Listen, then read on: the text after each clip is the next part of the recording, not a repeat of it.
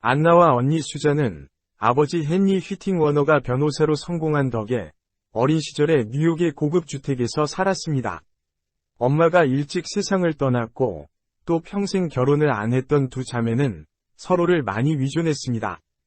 그러다가 1837년 공황 시기 아버지가 투자 실패를 해 그들은 허드슨강, 컨스티튜션 아일랜드에 있는 독립전쟁 시대의 허름한 농가로 이사했습니다.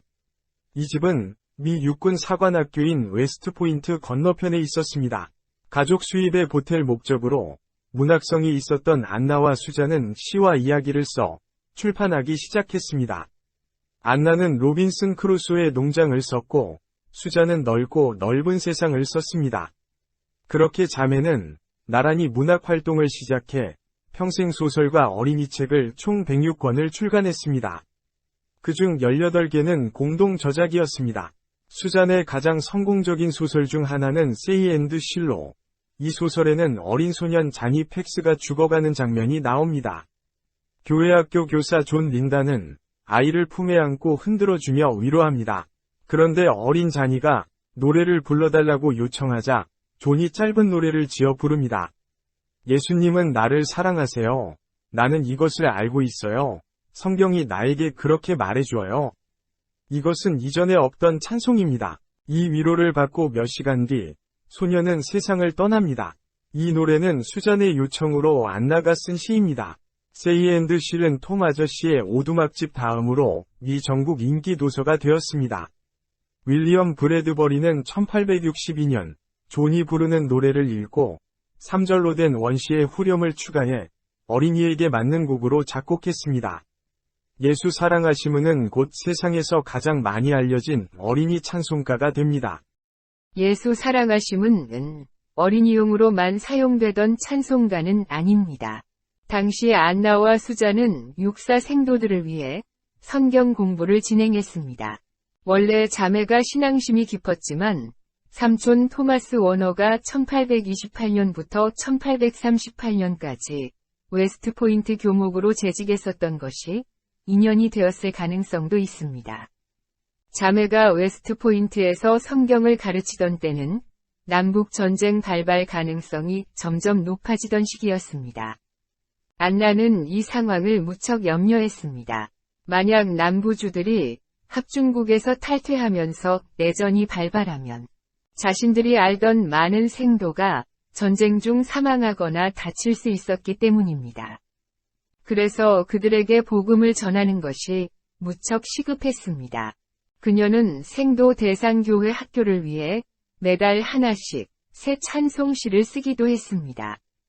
그런데 예수 사랑하심은 육사 생도들이 임무를 받고 전장으로 나갈 때 위로의 찬송가가 되었습니다.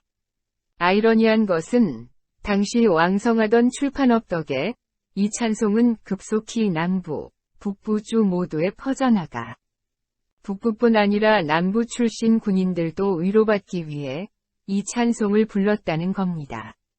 자매는 웨스트포인트 묘지에 묻힌 유일한 민간인들입니다. 그들은 생도들의 요청으로 둘 다 완전한 의정과 예우를 받으며 육사 묘지에 묻혔습니다. 수잔은 1885년에 세상을 떠났지만 안나는 1915년에 세상을 떠날 때까지 40년 동안 웨스트포인트에서 생도들에게 성경을 가르쳤습니다.